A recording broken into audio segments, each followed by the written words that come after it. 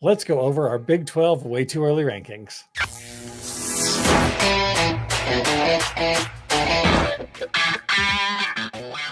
All right, so let's go ahead and jump into our way too early Big 12 predictions. Do you want to kick this one off and do your top five, or do you want me to go with my top five first? I think we should both unveil who our fifth person is, and we'll just work it back up to number one. I love it. Okay. Do you want me to go start first? it. Yep, you start it. Okay. I got fifth. I got Kansas. They were 5-4 in conference play last year. So I'm not really high on them right now, but they did return LL, Lance Leopold is their head coach.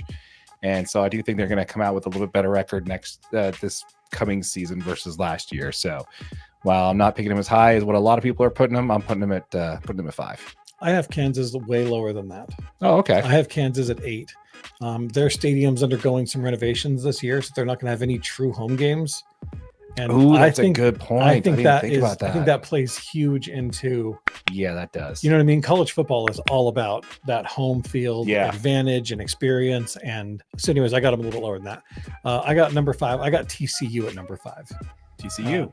This team is loaded with talent. They played for a national championship 2 years ago, and I think they can keep pushing. I think they're going to be in the upper echelon of the Big 12 conference this year.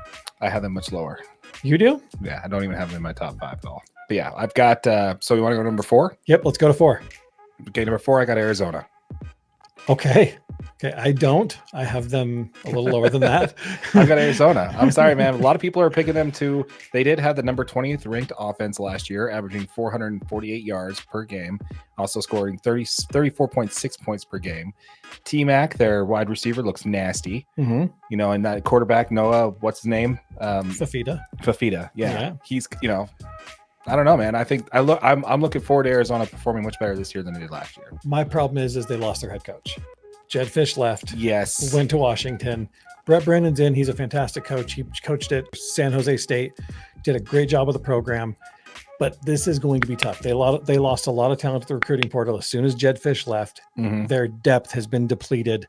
I still have them at 6 in the conference. I think they're going to be talented. But I have number 4. I actually have West Virginia. Really? At number 4 in the conference. Okay. To open. They got a tough home opener. They got Penn State in their opener. That's a really tough game. That's tough. But I mean, their head coach Neil Brown has done a great job. They had a winning season last year, and I think they can keep showing up and showing out. I mean, they've got something to prove that they belong in the Big 12 just like anybody else does. So number 3, who do you got? Kansas State. Kansas State. Okay. I got Kansas State number 3. They have a 6-3 record in conference last year, and they took Texas into overtime last year. Yeah. So I really like what Kansas State is doing right there. I just have 2 teams above them in the conference, and I think it's going to be pretty obvious who those 2 teams are, but I really like what Kansas is doing. I like how they play in the conference, and I like what they got returning, so I'm picking Kansas to go third in the Kansas conference. State. Kansas State. Sorry, Yep. Kansas State. Kansas was 5th. Kansas State is. Yep. So I've got Oklahoma State at 3. Obviously, Mike Gundy, the head coach, tried, true. I mean, those guys, the Cowboys were 5-1 in games last year, decided by 8 or less. They're returning a lot of players. Great football team. But I think they're just a notch under my number 2, who I have at Kansas State.